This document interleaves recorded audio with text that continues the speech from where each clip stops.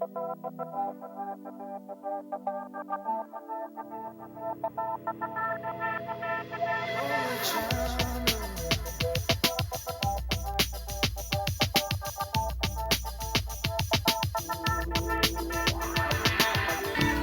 everyone, I'm Anthony Paladano. Welcome to another edition of Sports Timeout. Today we come to you from Stevenson High School as we're checking out local teams' participation in the 2009 baseball playoffs.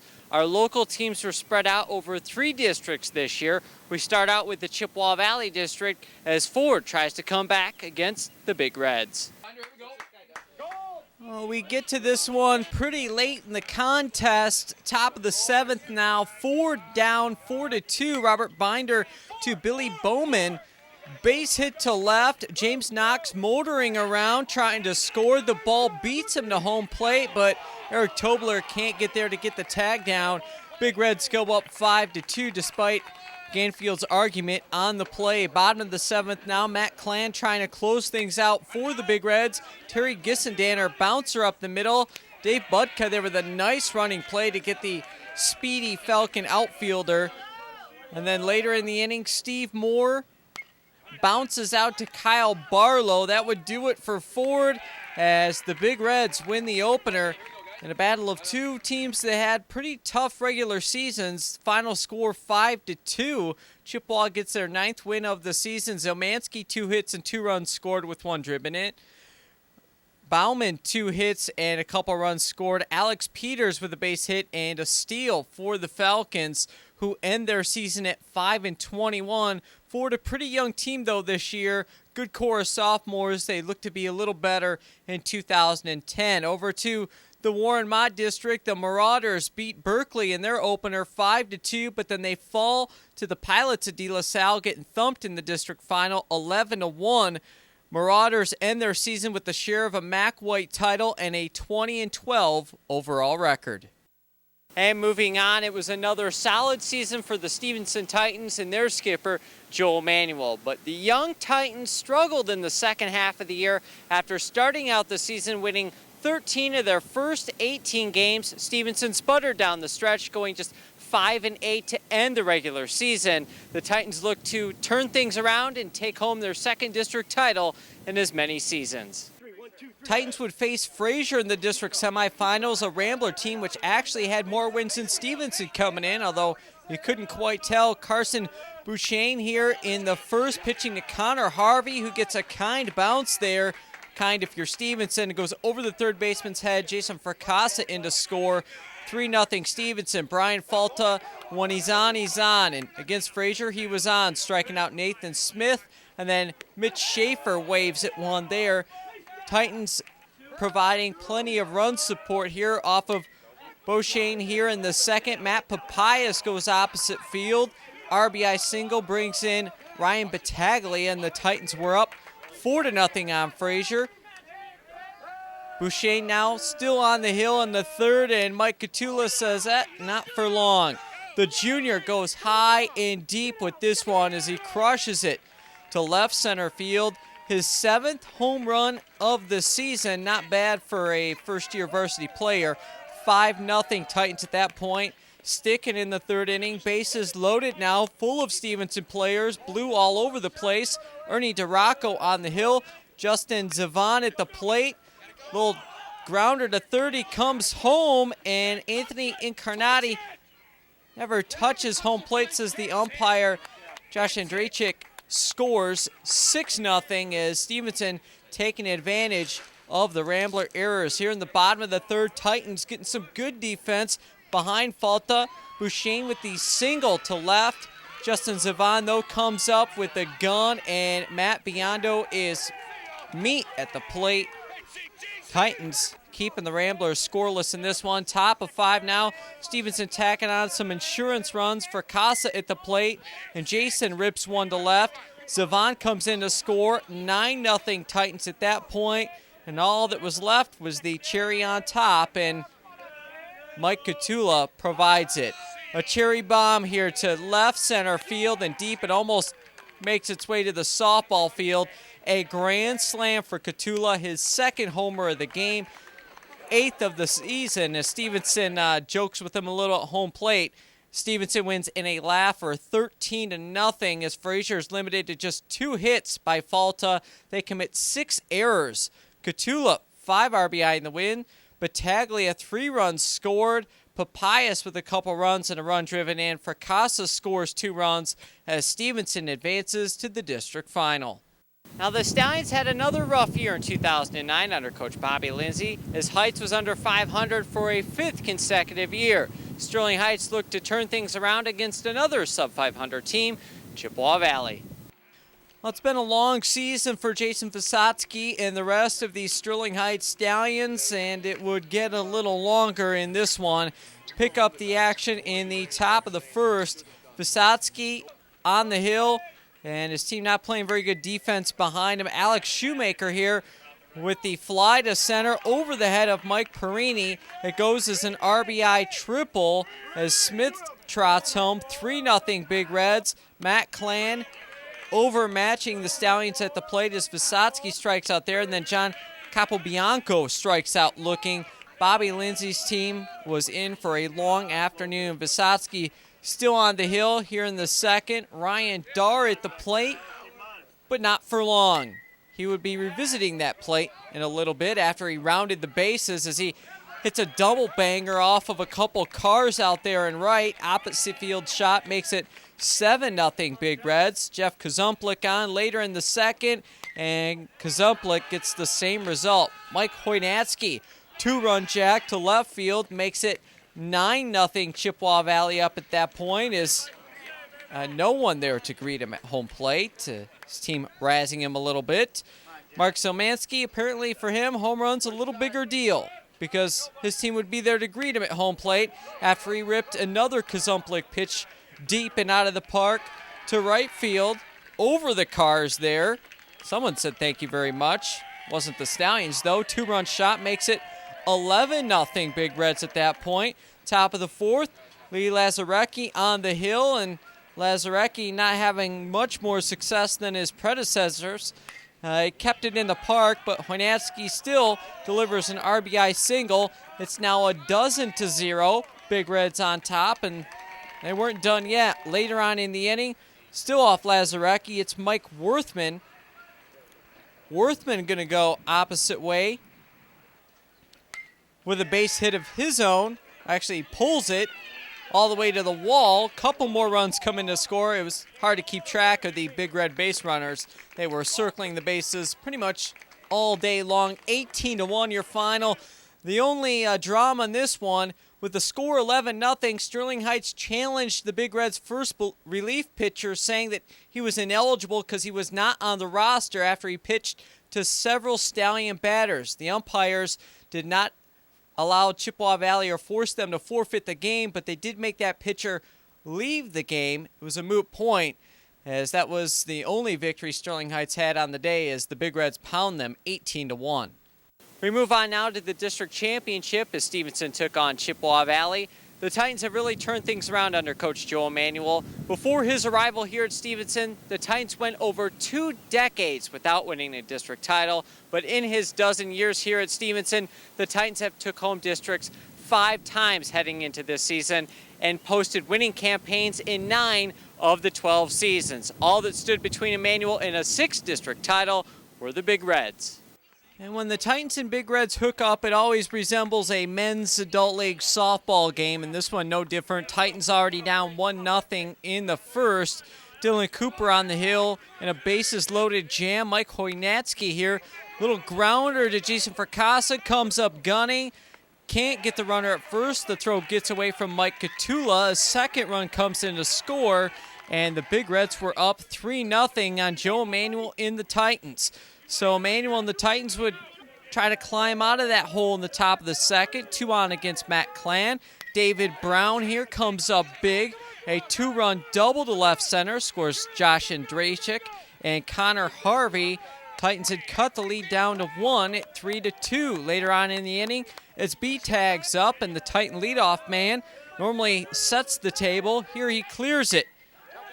RBI double down the left field line. That scores Brown, and it makes it a 3-3 game. On to the top of the third now. Stevenson still slugging against the Big Reds. Brett Meltzer on the hill. Justin Zavon at the plate, and he goes into the gap with a 2-run double as Andrejchik and Harvey come in to score, and the Titans were up 5-3 as they continued their unanswered run here. Battaglia later on in the inning trades places with Zavon as he doubles, gets in Zavon off second, makes it a 6-3 Stevenson lead. Sticking in the third, new pitcher for the Big Reds is Dan Belanger, and he gets some of the same results here against the Titans. Jason Fracassa with an RBI single down the left field line. That brings in B-Tags. It is now 7-3. The Titans, bottom of the order, really picked him up in this one as they were outstanding in the game. Mainly David Brown and Justin Zavon. Here, David Brown up in the fourth. RBI double here all the way to the wall for Brown. Makes it 8-3 Stevenson up. Next batter is Justin Zavon, and Zavon off of Belanger. He does some damage of his own. So he gets the base knock. 9-3. Stevenson and Joe Emanuel's team up pretty big, but things starting to get interesting in the bottom half of the inning. Remember, Titans with a 9-3 lead, but they couldn't hold on to it. Dylan Cooper out of the game. Mike Catula on in relief with the bases, well, not full of Big Reds, but at least a couple runners on for Mike Hoynatsky. And Hoynatsky jacks this one off of Catula all the way off the softball building. I said it was a softball-like game. 9-8, Big Reds closed the gap to 1 in the fourth. Plenty of the game left for them to come back. But Stevenson just didn't stop scoring runs. Josh Andrejchik here with an RBI single in the top of the fifth. That scores Jason Fracassa. Titans edge their lead back up to 2 at 10-8. They put a few more runs on to make it 13-8, and Catula, after allowing that 3-run homer to Hoynatsky, settles down from there on out, getting Kellen Patterson swinging, and then Mark Zelmansky here looking as Catula, the junior, comes up big in relief and shuts down the Big Reds, and Stevenson wins the district title, their 6th under Joe Emanuel's coaching, and 2nd in as many years as they outslug the Big Reds. 13-8 is your final. Titans a happy bunch. Fracassa, perfect day at the plate, 3 for 3. And Andrejchik stole 4 bases, scored 3 times, had a couple hits. Brown 3 driven in and 3 runs scored. Zavon had a big day at the plate as well as the Titans get their 20th win of the season, and it was a big one. Well, time for a break here on Sports Timeout. When we return, Utica faces off in their district, and we've got highlights from Stevenson playing in the regionals. Stay tuned.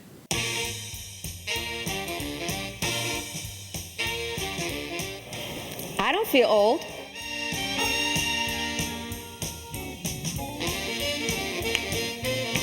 I don't feel old. I don't feel old at all. Don't feel old, feel active at the new Senior Active Life Center located on Utica Road near Dodge Park.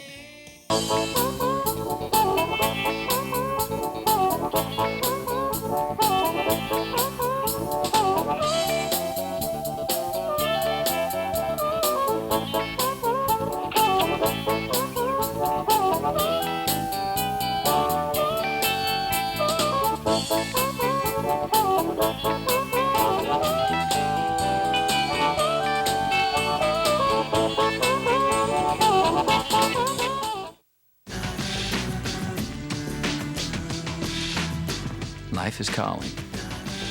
How far will you go? Peace Corps. The songbirds we enjoy each summer winter in the rainforests thousands of miles away. Many songbirds are losing their homes. The Arbor Day Foundation's Rainforest Rescue is helping to make a difference.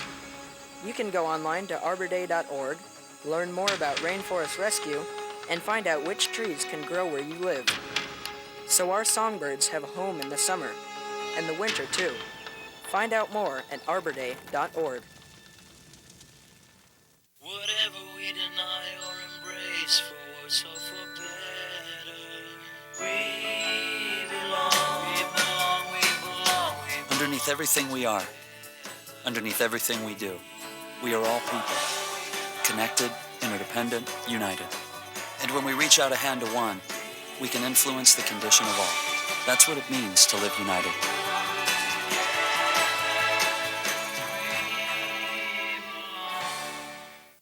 And welcome back to Sports Timeout, everyone. I'm Anthony Polidano, and we're checking out local teams' participation in the 2009 baseball playoffs. We move over to Utica, where Andy Lucas and company were taking on Romeo. Lucas might not be the most decorated of area coaches, but he is the dean of area coaches, as he took over the Chieftain program back in 1992 and has piled up over 250 wins in that time. The Chieftains look to beat Romeo and move on to the district finals. This is a highly competitive game throughout. Spencer Swijik to Andy Orr in the bottom of the first, and Orr, the senior, delivers with an RBI single to left. Trevor Plizga comes in to score. Good to see him back after missing a full year, a little more than a year, with Tommy John surgery. Top of the second now, bases loaded, full of Bulldogs, and Ben Orr, twin brother of Andy, uncorks a wild one, that one in the dirt. Anthony Fata can't get to it. Dane Davis comes in to score, and the Bulldogs had tied things up at one apiece. Later on in the inning, Ricky Roth comes through, single to left, scores Chris Barliski. 3-1, Romeo on top here through two. Bottom of the third now, 2 on for the Chieftains, and they get those couple runs back. Swijik's pitch to Jeff Baranski winds up deep into the outfield as Baranski, part of the bottom part of the Chieftain order, comes through as the Romeo outfielder can't quite get to it. Couple runs come in to score. Baranski on third with a big 2-run triple, and he was pretty pumped about that. Top of the fifth now, we start to see some good defense played in this one. Joshua Farkas here. Nice play by Orr to get the force at second. The chance to double up the runner doesn't succeed, but still a nice play. And then Anthony Fata here comes up gunning, and he gets David Garbarino right on the money trying to steal second base. We stay tied at 3.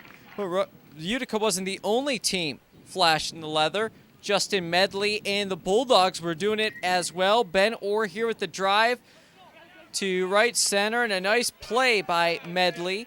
See, sprawls out to get that one, and we were still tied at 3 apiece. Runner on third now with less than 2 out in the top of the 6th as Romeo was looking to take the lead, or with a wild pitch, but look at Fata get up, get to it, and get the ball to Orr, who hustled home, and they get the runner at the plate. A big play there in the 6th. Top of the 7th now, Romeo in pretty much the same situation. Ricky Roth on third, Farkas at the plate, and Farkas, liner back up the middle. Ben Orr got a little piece of it. Andy Orr sprawls out and makes the catch, and that preserves at least the tie for a couple more batters until Swijik comes up and helps his own cause here. Goes opposite field, little bloop single drops in, and Roth comes in to score. Bulldogs take a 1-run lead in the top of the 7th, but it would not hold. Swijik still on the hill in the bottom of the 7th. Trevor Plizga at the plate, and Plizga reaches out and hits that one to center. Run comes in to score, and we were all tied up at 4 apiece.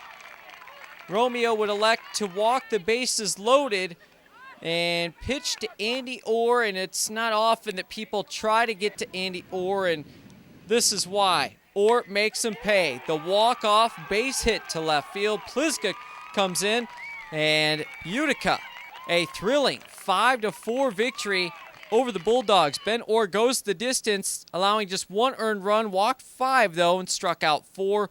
Orr with a couple hits and 2 big runs driven in. Roth had 2 hits for the Bulldogs, who end their season at 14-11. Baranski, that big 2-run triple, which loomed large as Utica would move on to the finals. Fresh off the heels of their exciting win against the Bulldogs, Utica would face off against the district favorite, Eisenhower, in the district championship game. And if you thought the previous district final we covered was a softball-like game, wait till you see this one.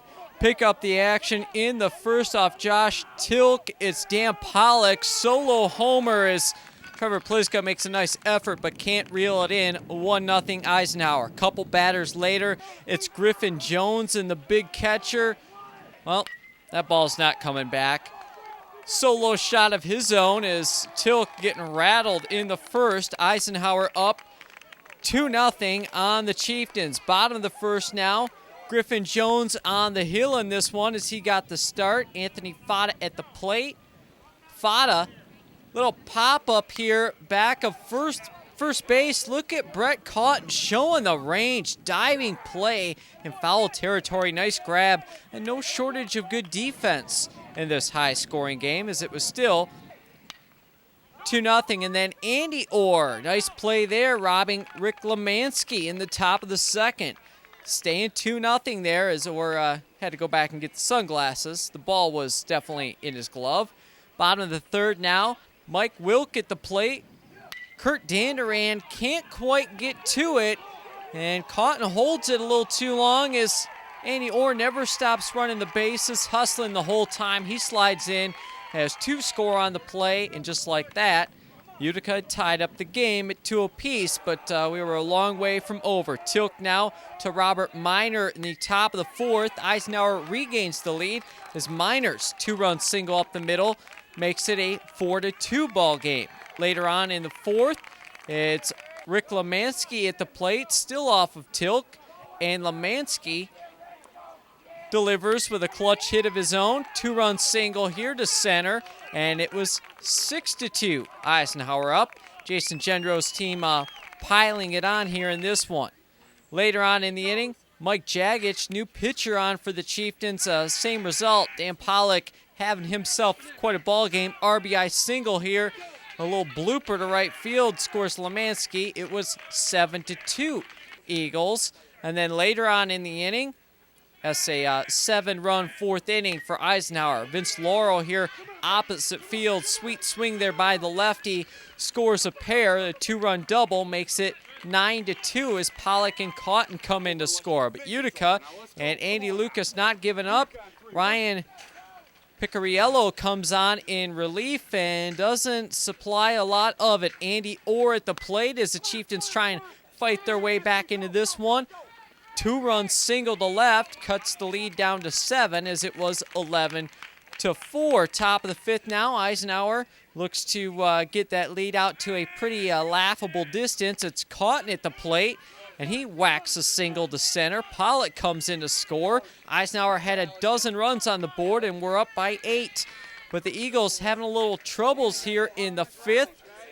Kurt Danduran on the hill for Eisenhower in relief, and he's going to induce a little bouncer to third, and the third baseman elects to come home with it. Jones, don't know if he thought it was a force play or what. No effort on the tag to get Orr. Utica says thank you very much. The lead was cut down to 5 at 12-7. Later on in the inning, Trevor Pliska up, and Pliska delivers a double to left center field, and that brings in another run and cuts the lead down to just 2. With men in scoring position, Utica couldn't get either of those runs in, so it would stay a 12-10 game as we would go to the top of the 7th. Steve Alec now on the hill for Utica. Cotton at the plate, and Cotton just kept hitting. 2-run single here for Cotton as Pliska tracks it down in center. Actually, it goes as a double. Doesn't matter. Couple runs come in. 14-10. Eisenhower and Utica's score starting to resemble a football game in this one. Cotton, as we said, at second. This ball gets away from Fata. He throws down to third to get Cotton. Can't get him, and then Cotton comes in to score, make it 15-10. Eagles up at that point. Later on in the inning, Eisenhower feeling like they probably needed all the insurance runs they could get. It's Laurel here, opposite field. Nice piece of hitting there for the Eisenhower first sacker. RBI double makes it 16-10. Eagles up. Utica gets one back in the bottom of the 7th, but Danduran finally gets the final out in this one. It's a good thing these teams were running out of arms. Eisenhower wins your district final by the final of 17-11 as they outslug the Chieftains. First district title for Gendro at Eisenhower. Pollock, 4 for 4, 4 runs scored and a homer. Lauro had 3 doubles and 3 knocked in. Caught 3 hits and a couple doubles. Andy Orr scored 3 runs and had a great day at the plate. Ike wins the district final and improves their record to 26-8. Well, we move on now to the regionals, and there was only one area team standing as the regionals got underway, and that was Stevenson. The Titans looked to avenge a tough regional loss last year as they lost to a Dakota team they had beat twice during the regular season. Stevenson, though, had a very tough draw as they had to open up against Warren de La Salle. Brian Falta getting the call in this one. The Titan horse has been good at times this year, been bad at times this year, and he would need to be on his A game. He got a little help from the defense early on. John DeLora here in the first little pop out down the right field line, and David Brown, great play there, sliding up against the fence to make the play. Later on in the first, though, couple runners on for the Pilots, Cam Walker, and Cam crushes one to right center. Brown can't get to this one as he collides with the wall. It's a 2-run double for Walker. De La Salle takes the early 2-0 lead. Steve Laudacina on the hill for the Pilots, and the former Sterling Heights Parks and Wrecker was wrecking Stevenson's chances for advancement in this one as he strikes out Connor Harvey there. Bottom of the second, Titans having a little uncharacteristic troubles defensively. Alex Pierce on the bunt. Falta picks it up. They throw a little into the runner as Mike Catula can't come up with it, and Pierce is safe. Next hitter up, another defensive issues for Stevenson. It's John Keith with the bunt. Catula thought about going to third, then goes to first, and winds up getting nobody, and that would loom large. Laudacina up later on in the inning, helping out his own cause as he just goes right back through the box with this one. 2-run single makes it 4-0 Pilots in the second, and they would blow this one open in the second. Later on in that inning, Walker back up at the plate again, and Walker again doing damage. This time a base hit just in front of Zavon in left. 5-0 Pilots up. Dylan Cooper comes on in relief for Stevenson, and Giancarlo Brunoni here gets a fortuitous hop over Jason Fracassa's head as a couple more runners come in to score. 7-0 Pilots up at that point. And De La Salle doing it offensively, doing it on the mound, and doing it defensively. Mike Catula, little blooper here into shallow right center field. Jason Fracassa first is held up at third, then told to go, and he who hesitates is out at the plate. Perfect relay by the Pilots, and they keep the Titans off the board. Laudacina says, I'll pretty much take it from there. RBI single to help his own cause. Here in the bottom of the fifth, 8-0 Pilots up at that point. They would go on to go up 9-0, and Laudacina, I don't know how Stevenson or Ford or wherever he was supposed to go let him get away, but he is a Pilot and a good one. Martinez, nice catch out there in the outfield. Laudacina taking it upon himself to stymie that Stevenson offense. Catula goes down swinging, and Drachik goes down swinging. Hard to strike him out. And then Connor Harvey here in the seventh against Laudacina. No chance as he swings through that one. Battaglia on in the seventh. He hits it hard, but even when Stevenson did make good contact, De La Salle made the plays. Nice play there to end the game as Laudacina goes the distance, pitching the shutout as De La Salle advances 9-0. He struck out 8, also had 2 hits, 2 walks, and 3 runs driven in at the plate. Walker, 3 hits and 3 runs driven in. Keith with a couple hits for the Pilots. Titans end their season at 20-14. And one final note, that De La Salle team that beat Stevenson would go all the way to the state championship game and win the state title. In our next edition of Sports Timeout, we'll be talking about our Spring Sports Player of the Year winners. Until next time, stay dry. Thanks for watching. We'll see you then.